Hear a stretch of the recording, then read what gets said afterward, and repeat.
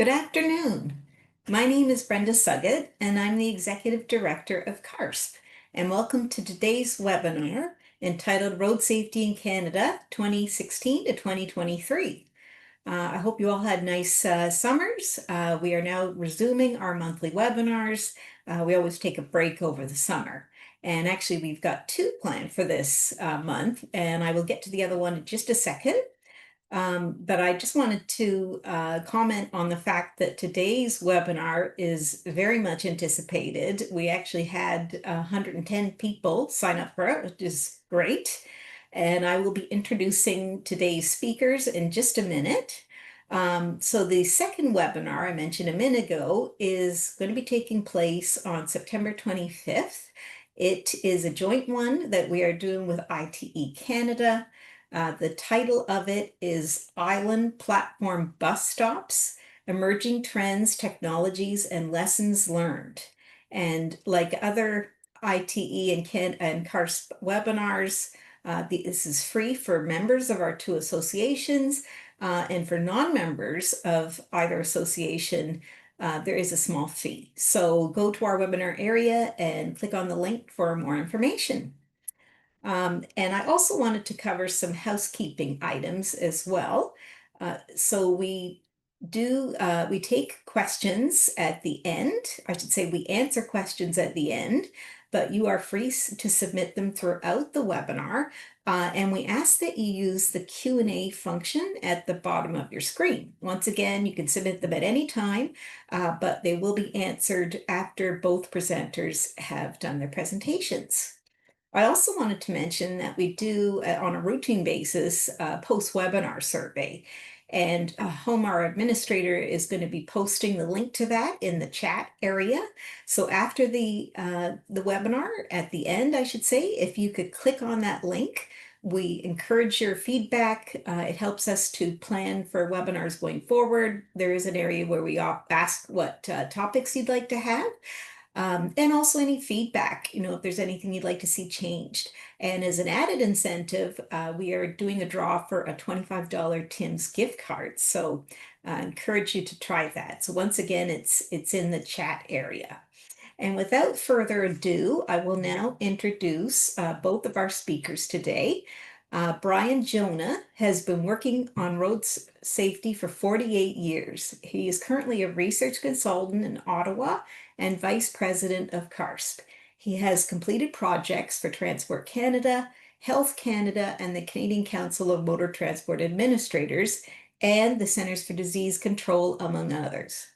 He retired from the Road Safety Directorate of Transport Canada in November of 2008, where he had been the Director, Road Safety Programs, responsible for collision data collection and analysis, including collision investigations, road user and road infrastructure research, the development of road safety related strategy and programs, and communication with the public.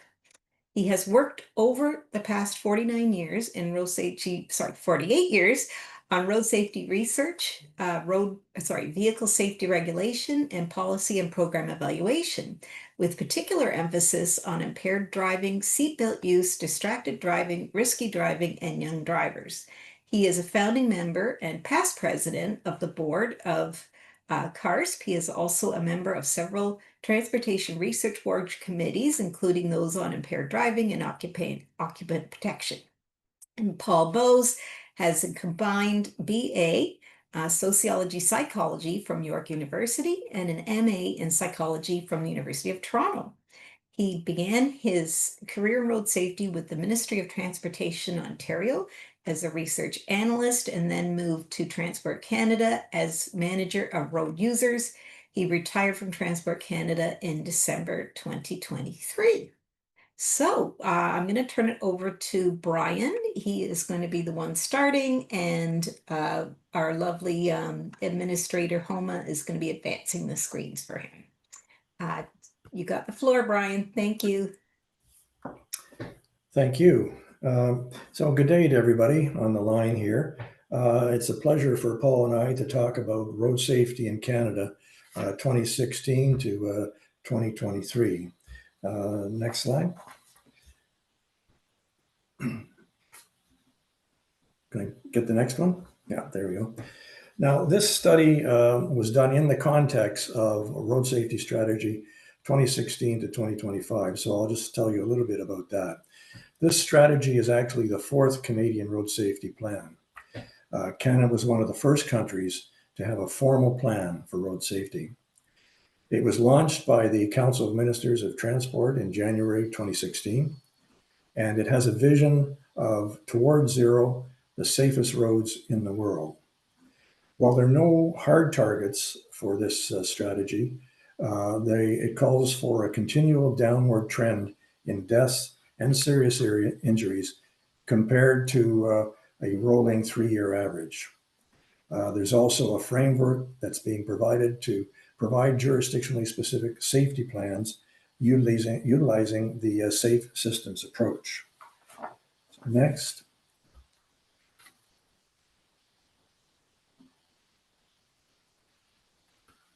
Can I get the next slide?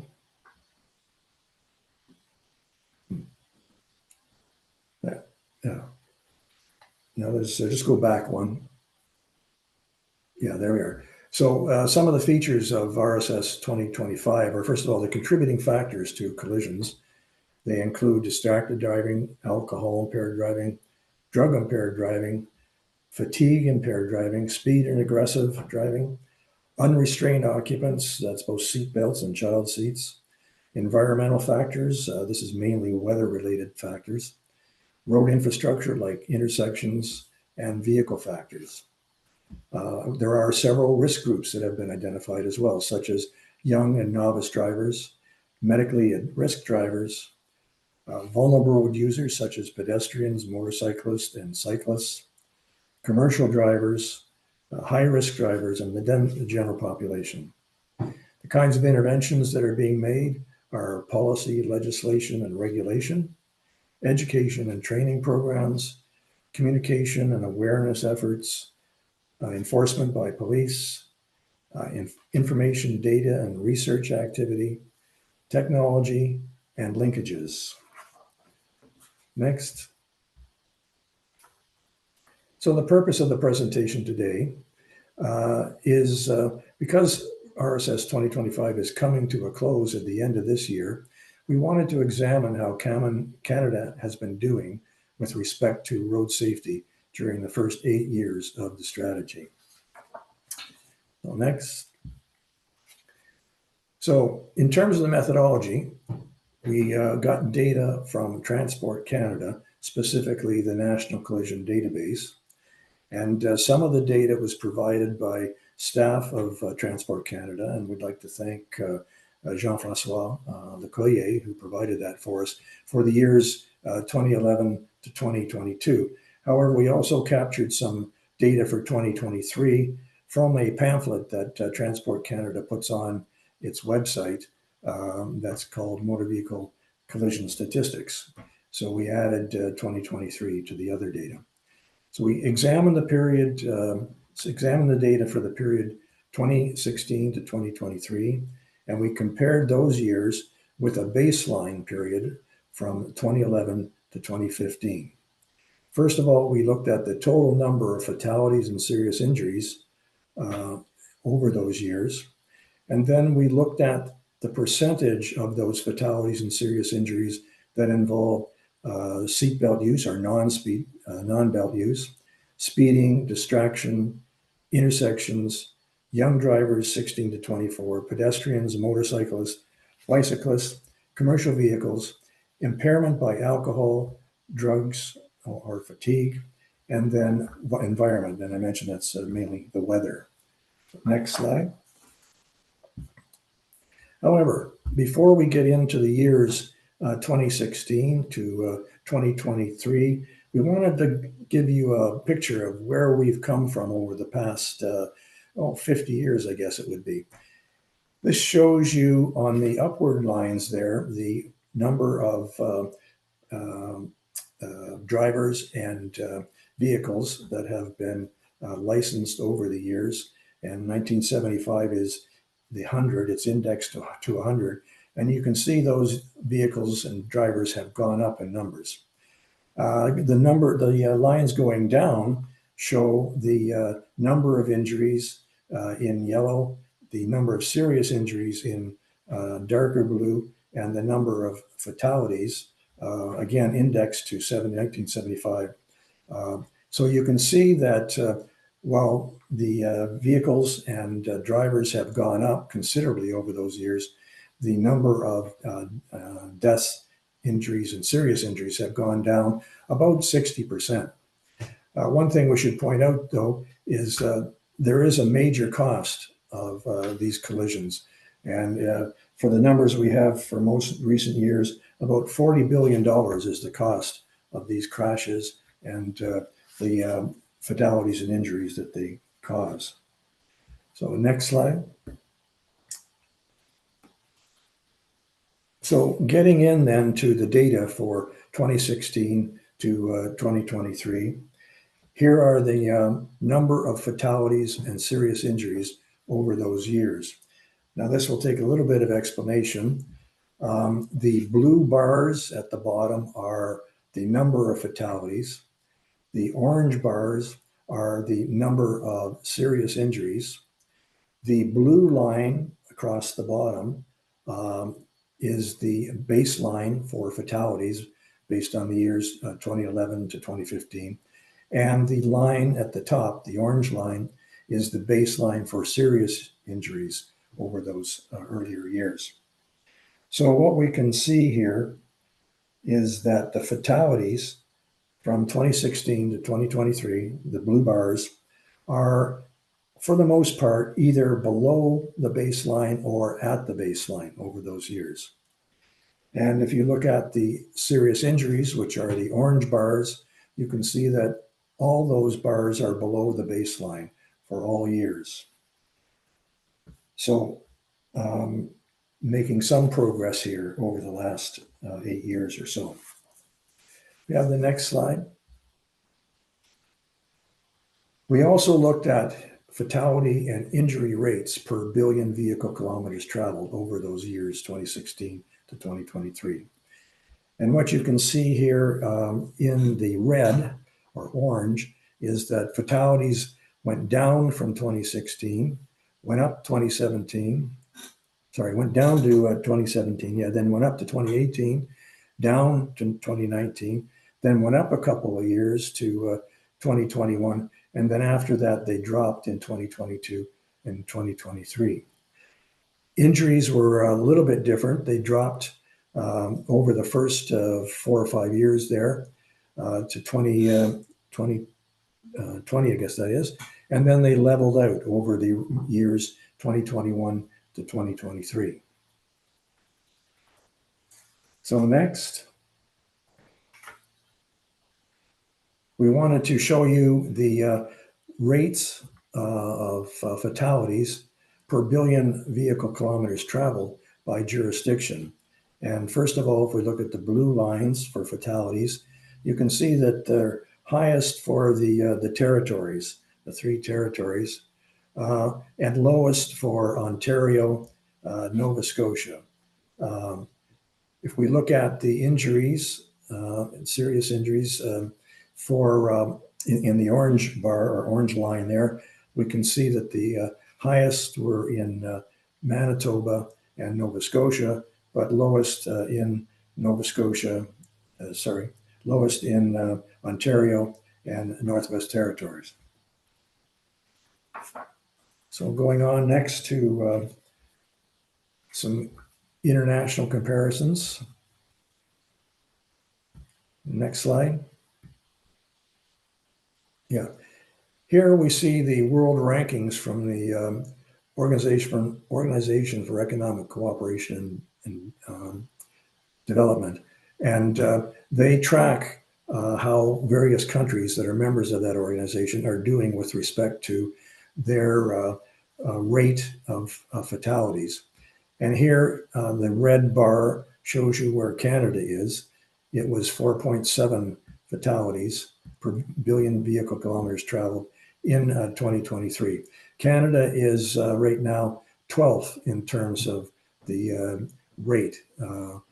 The lower countries for the rate are Iceland, Norway, Sweden, and Denmark, the Scandinavian countries.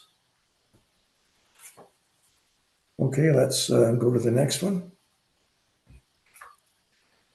Now we show here the fatal and injury crashes, the numbers for both fatalities and serious injuries by rural and urban roads, and it's for the year 2023. If we look at the fatalities, we can see that fatalities are lower in the urban area than are the personal injuries. But on the rural roads, fatalities are considerably higher than on the rural roads. And this is probably due to higher speeds on those rural roads. Next. This shows you the percentage of fatalities and serious injuries that involved unbelted occupants. Again, the blue bars show you the percentage of fatalities that were unbelted.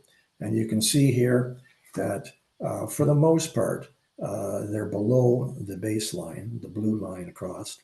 However, they were higher than the baseline in 2020 and in 2023, and at the baseline in 2022. If we look at the serious injuries, the orange bars, you can see that all of the years were below the baseline, with the exception of 2020, which was at the baseline. Next. Now here's speed. It's an important one. It's for the percentage of speed-related fatalities and serious injuries.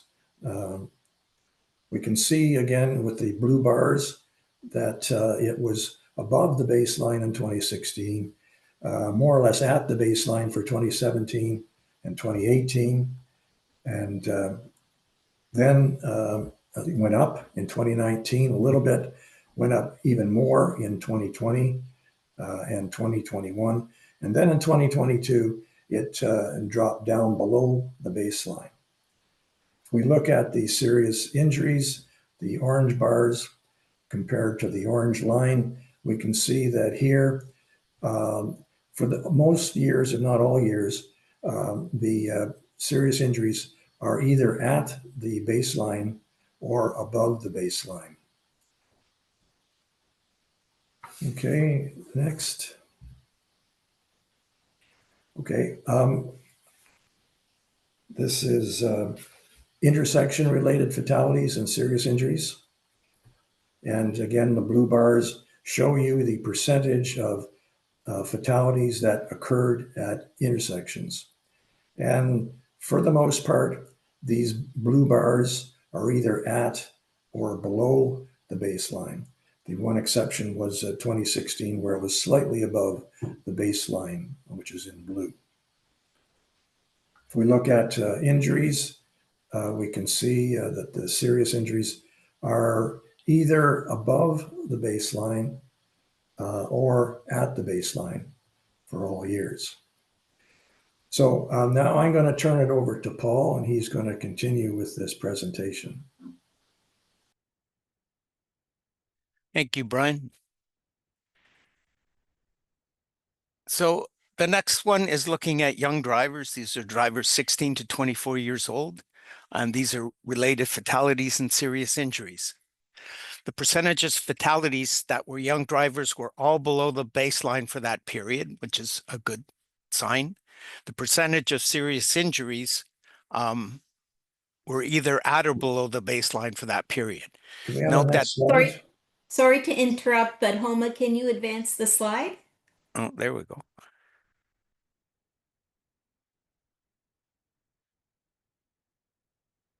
No, but go back. There you go. So just noting that the 2023 data from Transport Canada is only coming available at the end of this month. So some of these data elements we don't have 2023 data for. This is one of them. Next slide.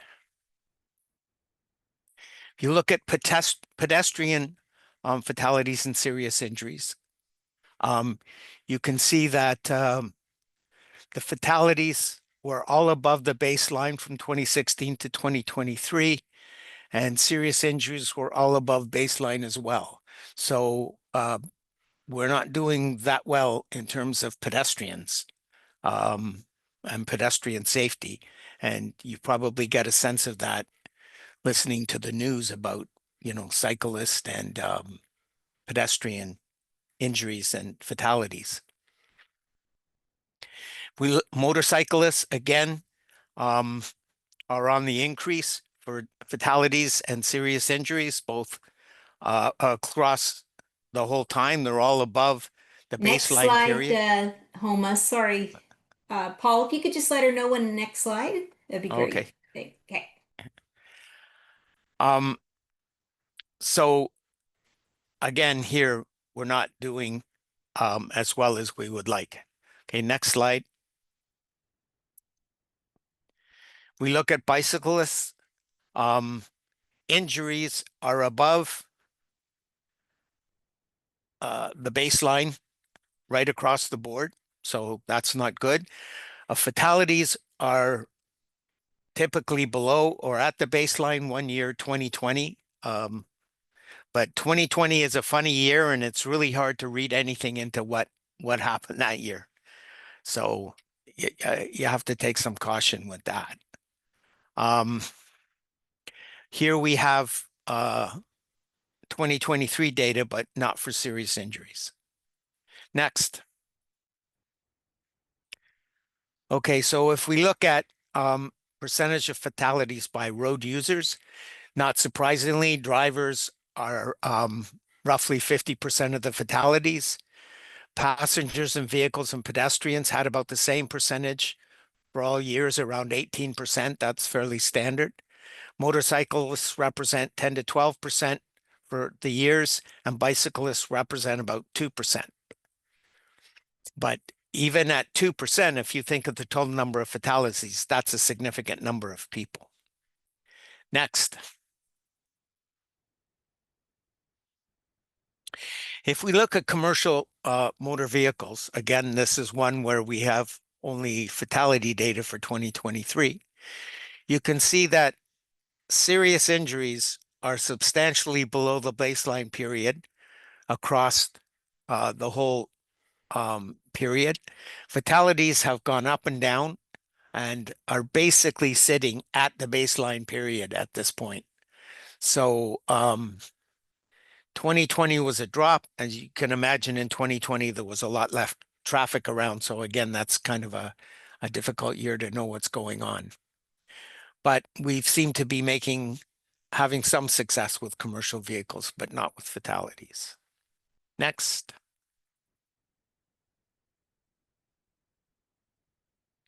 We look at distraction. Distraction is pretty much for serious injuries is at or below the baseline, with the exception of 2021. I don't really have an explanation for that. This is one where we don't have 2023 data. The fatalities have bounced around. They were lower in 2022. It'll be interesting to see what happens for 2023.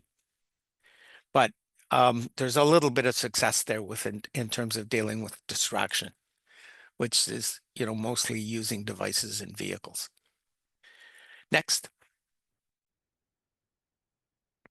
So first, a little bit about these data. These data are from the collision reporting system. This is not the fatality database. Okay, so this is what the police report the person had been drinking or was impaired. We know from looking at the data, the pattern is similar for alcohol as it is when you look at the fatality data. It's just in the fatality data, there's an increase in magnitude. But you can see that we've done not too badly with alcohol. Fatalities are down below the baseline period. Again, 2023 data are not yet available. Also, serious injuries are down below the baseline period. I think there has been some successes with um, alcohol programs. It's a little concerning that fatalities have started to climb coming out of 2020. They came down to 2021 and then started to climb back up. Again, it'll be very interesting to see what happens in 2023. Because there's 2021 and 2022, and in some cases 2023, it's really hard to know what the trend is going to be coming out of the pandemic. So that'll be a very interesting thing to watch. Again, these are data provided by the police, not from the coroner's reports. We know from comparing the two that they're very different. Drug use in the collision reporting is very, very underreported. So if you look at this, there was a huge spike in 2016, well above baseline. I don't know why that was, but I can tell you that most of it came from Ontario. So I'm not sure what happened. Maybe they changed the reporting, the way they reported, or police were looking for it more because at that time they were starting to talk about legalizing cannabis. I don't know, but there's that big spike. And then it's come down. It's been below baseline for the rest of the period. Serious injuries have not been as successful. They've kind of been at or above the baseline throughout the whole period. Again, 2023 is missing for this. Next. So,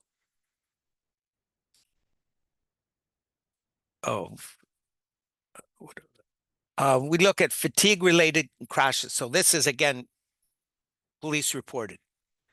You can see that it's been at or above baseline for fatalities and serious injuries across the whole period.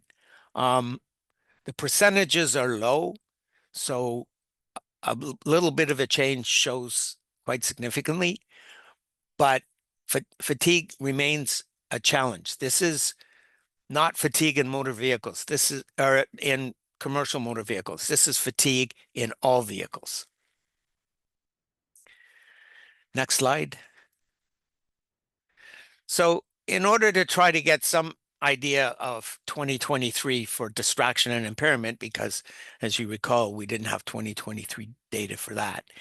Here's a trend from 2016 to 2023. And you can see, as we saw in the slide, distraction is bouncing around a bit.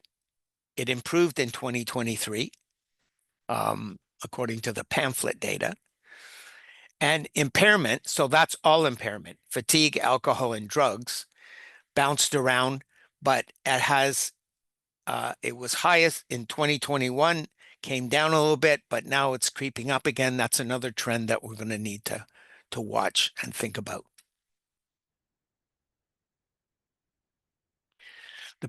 This is the percentage of fatal collisions only involving the environment. That's weather, and it's a little bit interesting because as we have more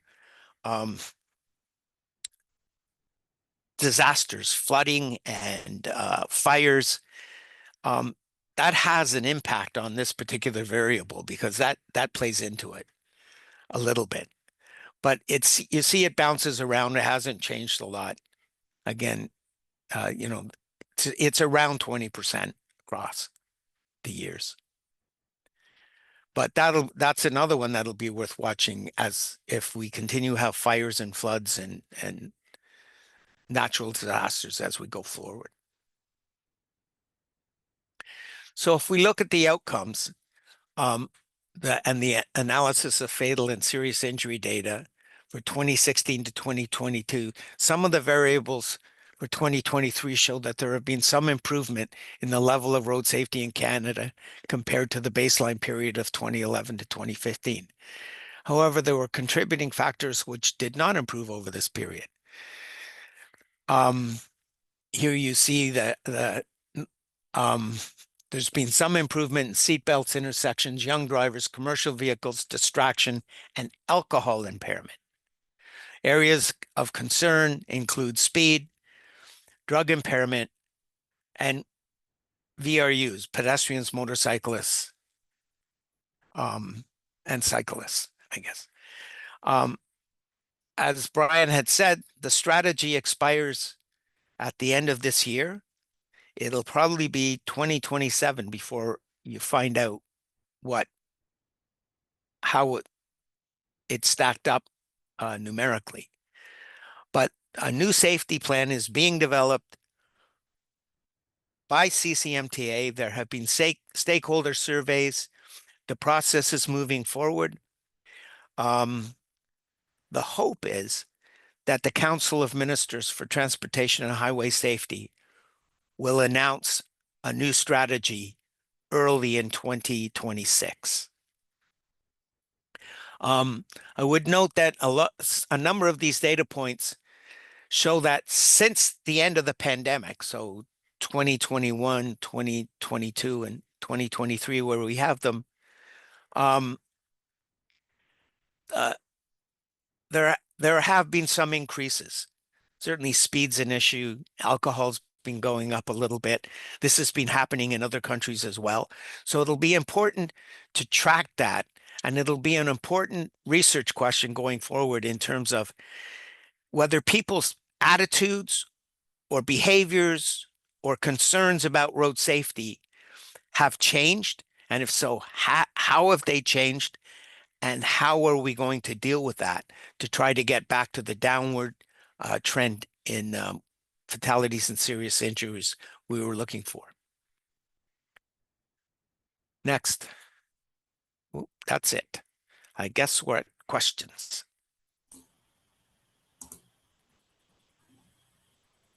Perfect. Well, thank you to both of you. Those excellent presentation, a lot of information to digest. Some of it good, some of it areas that we definitely still need to work on, and some have become worse. And it was, yeah, quite alarming to see the increases in the VRU areas of safety, motorcyclists, cyclists, and pedestrians. That is concerning for sure. As well as the alcohol and speed and drug impairment. So, so thank you to both of you, and I hope we can invite you back at a time when we do have that next round of data to be able to help us to continue to see those trends. So now we're switching over to the question and answer period of our webinar, and we do have a few questions that come in. The first one is more of a comment, well, and a question too. Yeah, it's why is the full NCDB not publicly available in Canada? And then he goes on to say, because of the availability of VIN data, vehicle identification number, in the database, it holds enormous potential in the study of vehicle compatibility and how this influences gender and age risk. Risks which are largely ignored in Canada. So I don't know if either one of you want to answer that one. So really that's a question for Transport Canada and the provinces. You have to keep in mind that the collision data, each province owns its own data. So NCDB Online, which is available, which is a subset of data elements, is what has been agreed to by all jurisdictions to make available. Also, not all jurisdictions collect the data, a particular data item, so it's only ones that are complete. Those data are available, but it might require a specific data request to Transport Canada. The issue with VINs is there may be personal information attached, and so you're looking at having to go through a process to have some sort of IRB process to make sure that people's privacy is protected as well. So there is an opportunity to access data, but it requires a specific request. Okay, perfect. Thank you. The next is a comment. Great presentation, Brian and Paul. And then she has some questions. The first one of which fatalities seem to show lower trends than serious injuries. Any ideas why? And your second question I'll get to in a second. So that's the first question.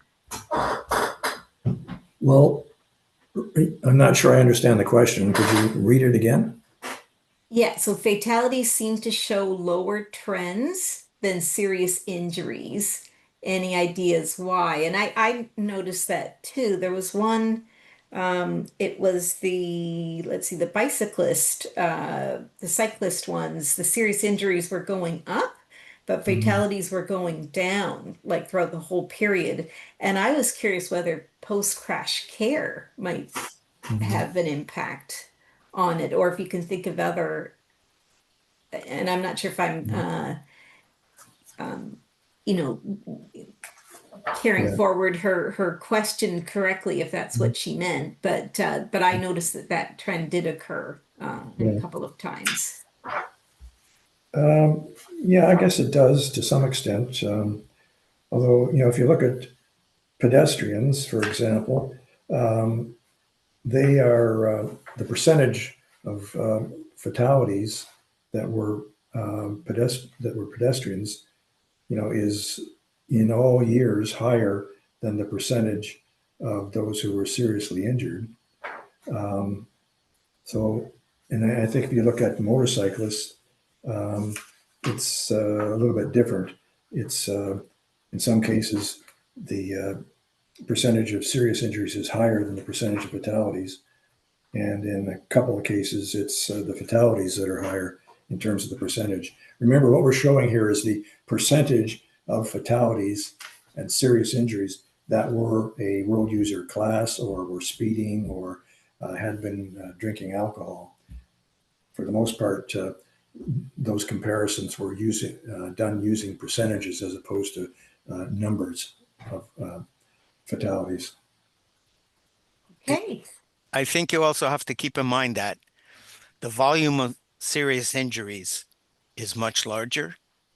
And Mhm. since you're using percentages, fatalities are susceptible to looking bigger changes for smaller impact. Okay, that's good to know.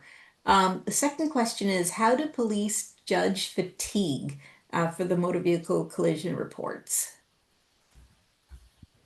Judge the T.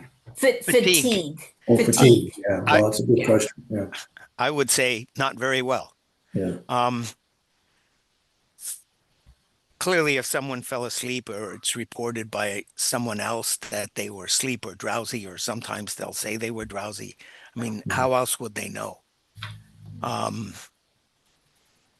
I suspect that's a greatly underreported yeah. piece of data, but I don't have no idea how you would get at a more accurate count. So it's based on the Police report. report Yeah. by Mhm. the person involved, basically the Yeah, victim. Okay. Well, or witnesses or Or evidence at the witnesses, right? scene or yeah. Okay. Like if Okay. there's a passenger in the vehicle that would say, well, he fell asleep while driving, the police might have some basis for saying it was fatigue, but it's the, very difficult to determine. yeah, there's a some countries the way they define fatigue is if it's a collision that shouldn't happen, it didn't involve other vehicles and it's just not explainable, Mhm. they just say the person was either distracted or fatigued. Okay, great.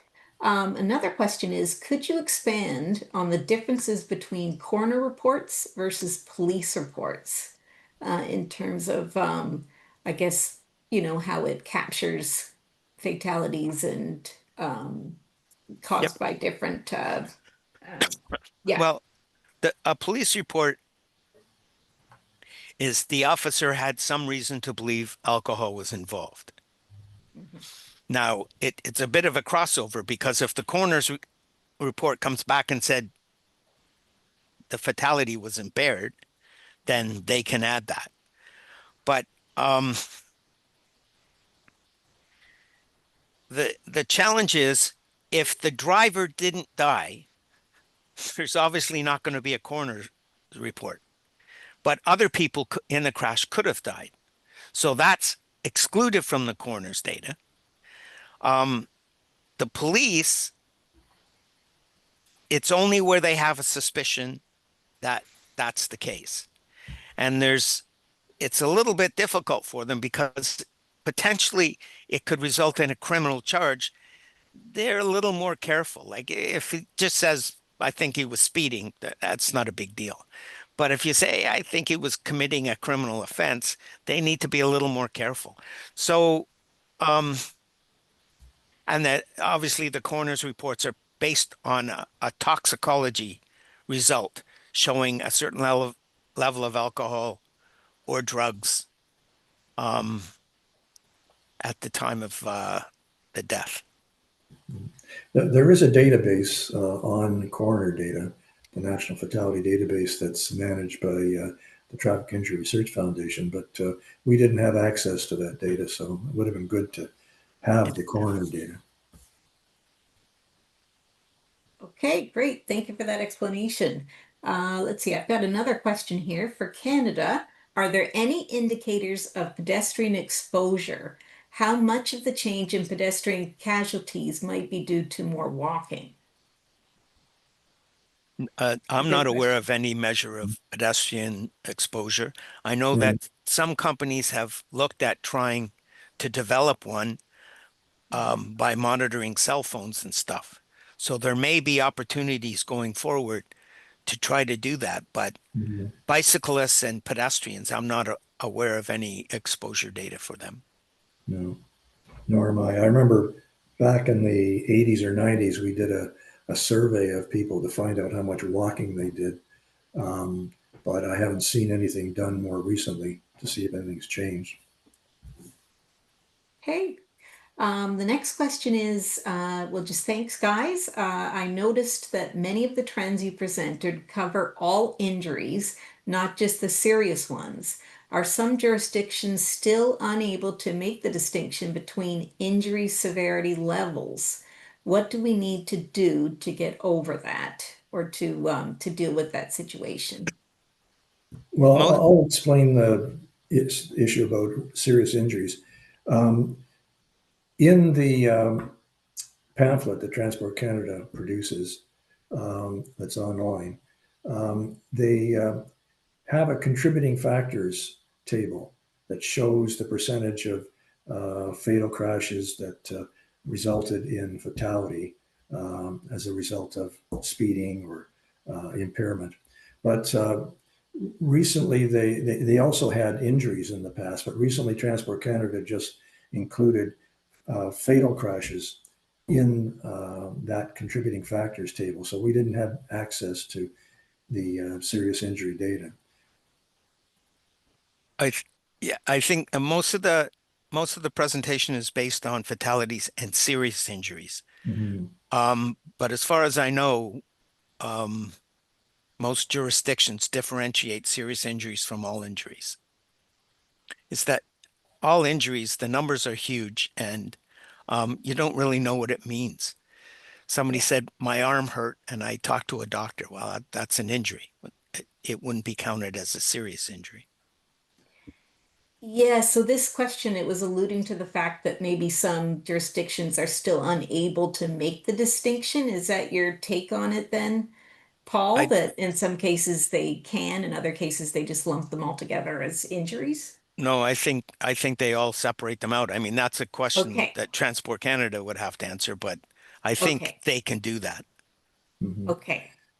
I think there might be other injuries besides serious in the pamphlet that Transport Canada produces. They have one table that shows number of fatalities, serious injuries, and injuries over the last, I don't know, 20 years or something like that. but I don't think I've seen it by jurisdiction. Okay. Okay, so another question is, first of all, thank you for your efforts to prepare this presentation. The question is, for the data related to intersections, do we know what aspects of the intersections were contributing to the fatalities or injuries? For example, was it related to geometry, signalization, so forth? I don't know if you have access to that kind of detail when you analyze the data. So the data that we receive from transport doesn't include the details of the crash, so it would be impossible to tell that. Those data, that's another one where those data exist in the file. So specific requests could be made, and if approved, there'd be more information. Of course, a lot of the forms have diagrams and they explain and a written thing on what happened, and you could potentially tease out any infrastructure related challenges. Okay, thank you. Another question is, fatalities result from pre-crash and post-crash factors. When comparing Canada's results to those of other countries, how can we separate the effect of road safety policies from healthcare factors such as EMS response and trauma care? Um, That's a tricky one. and yeah, NCDB collects the data that the police report on the form. So there's not really an opportunity to look at EMS response times, the vehicle condition before the crash, the driver's condition before the crash.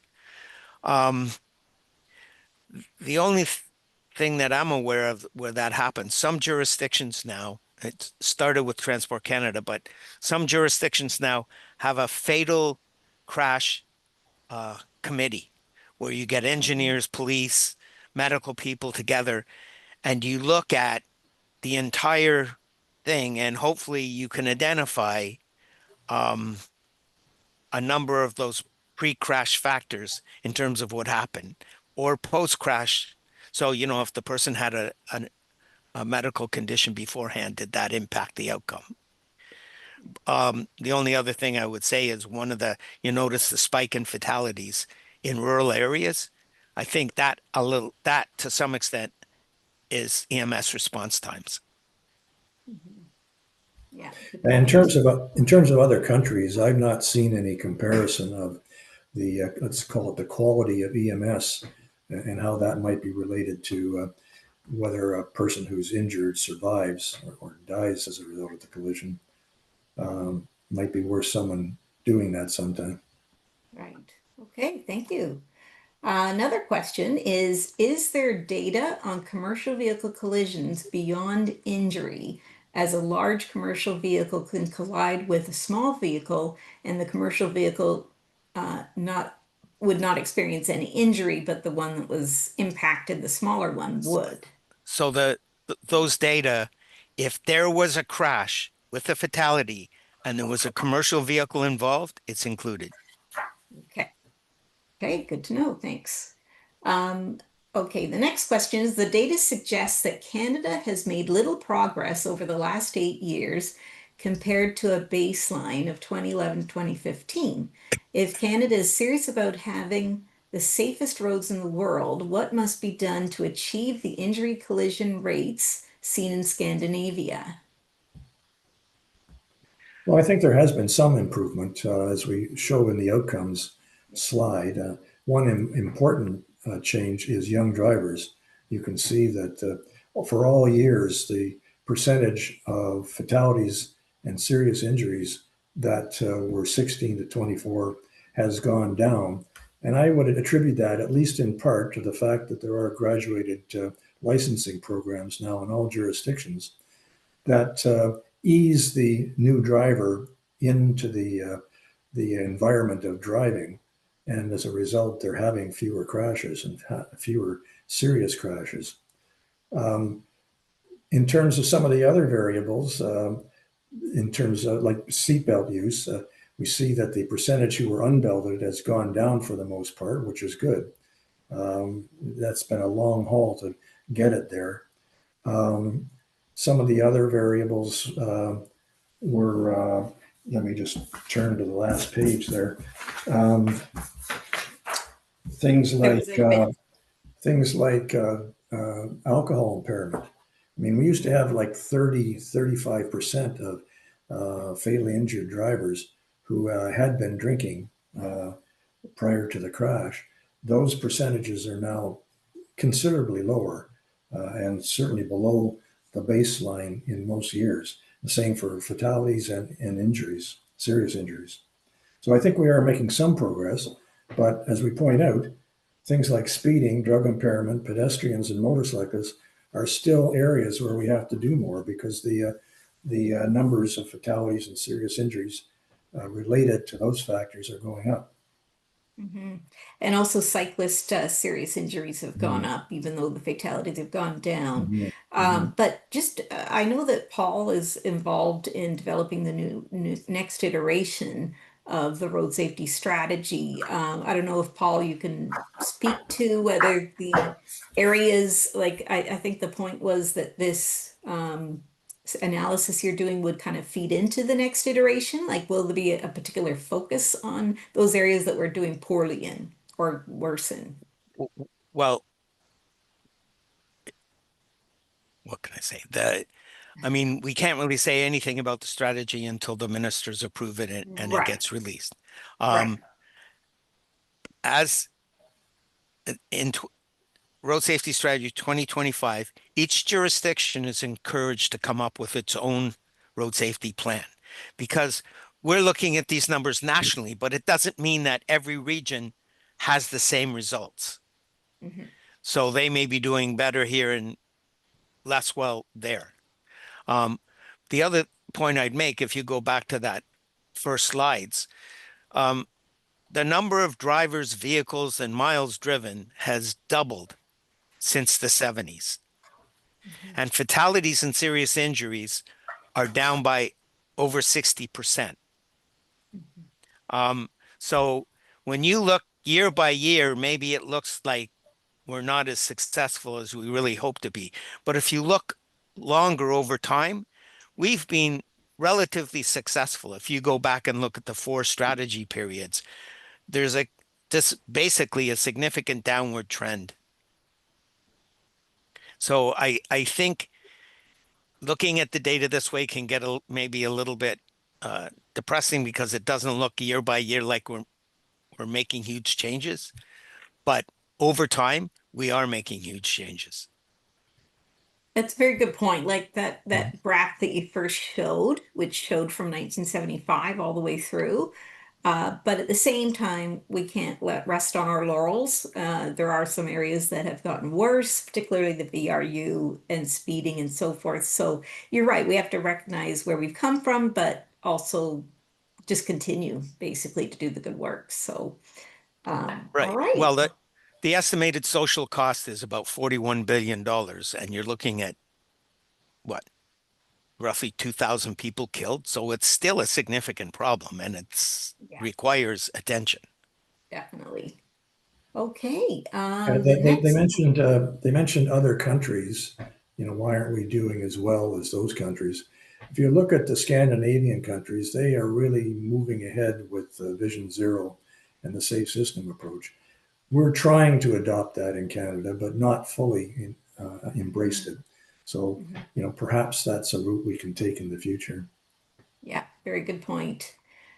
Next question relates to commercial vehicles and whether hours of work factor in. Is that something that's recorded in the police reports, like how many hours the truck driver was driving and that kind of Well, thing? um, so it doesn't go into the crash report specifically that I know of, but there is a new hours of service regime with electronic data recorders Mm, collecting the data to get more accurate hours of service information. So if the police suspect there's a problem, the information is there for them to look at. and presumably that would be noted on the crash form. But I don't know how it would be coded into the crash system. Okay. And didn't that just recently become mandatory too? So it might just be available for like the last year or something like that. It's been a few years, Oh, it maybe has been. 5 or Okay. something. But Okay. yes, it doesn't go back. Yeah. Prior to that, drivers had to keep a logbook, and with all the inherent inaccuracies that might involve. Mhm. Yeah. Not very trustworthy. Okay, so I think we've got time for a couple more. So I believe the slideshow showed motorcycle fatalities and injuries have consistently gone up. Does this potentially coincide with the increased number of licensed motorcyclists on the road, given that they are more financially accessible to many versus a passenger vehicle? Okay, so that it spiked in 2020. I presume that's because the roads were empty. Um, it's kind of from 2021 to 2023, it's gone down for fatalities and injuries. So um, clearly, if there's more bikes on the road and if they're financially better off, they're bigger bikes, which get you into trouble faster. Mhm. So, um, but I don't really know what to make of it. Yeah, you could do a study where you look at the number of fatalities per licensed motorcycles or motorcyclists and see if there's something going on there. Yeah, I just remember hearing from those in the motorcycling field that I guess they really took off in COVID. A lot of them, who'd wanted to get a motorcycle now had a good reason. And so I think that the number of people who are on motorcycles did increase. And I think the training wasn't that great that year either. So I think the combination of those Mhm. two. So, I think you'll find it'll change by Mhm. jurisdiction. Yeah. okay. Let's see. So the next one is if Canada wants to achieve the lowest injury rates in the world, why do we not adopt standards used by the countries having the lowest injury rates? Instead, we use US-based standards, and the US injury rate is much higher than that seen in Canada. Well, I think Mm. there's a couple of elements to that. First of all, motor vehicle standards are linked between Canada and the US. The truth is, we're not a very big market. If we make changes to vehicle standards that the Americans don't really support, it gets to be problematic in terms of the manufacturers being able to follow them. Daytime running lights is one that we did. The Americans didn't. Um, but that that that's very difficult. In terms of doing what other countries do, the one thing to remember is that Canada is a very large country and it's a federation. So a lot of the authority for this lay with the provinces and territories. Most of those countries at the top of that list, they have one national agency responsible for safety. And when they do something, it applies across the country everywhere equally at the same time. Um, that's a challenge for us because most countries are like that and we're not. Australia's not. Okay, sorry, I'm gonna have to cut it off there. We're actually at the end of our hour. And I just wanted to remind people before you finish that in the chat, there is a link to our post-webinar survey, so please fill that out. And now we also had a number of other questions that came in. So what we will do is we will follow up with those people offline and we will get Brian and Paul to respond to your questions. But I just want to thank again Brian and Paul for excellent presentation. Thank you for all the work that you did. They both did this all on their own time, so really appreciate and to Transport Canada for providing that data. Any Yeah. last words before you Well, I leave? just wondered, Brenda, is this PowerPoint going to be put on the CARS website or and when? Because I know some people were asking about it. Yeah, no, excellent point, Brian. And yeah, I mean, it's up to you guys. So if you're both good with it, we can definitely have that on our website. Yeah. Also, the recording of this webinar is going to be posted as well, and it'll be Right. posted within a few days. We usually get it up there pretty quickly. And also, right next to the webinar recording, we can have the slides available. Okay. So Good. you're both good with that, Yeah. Paul? You're okay Yep. with that? Okay, awesome.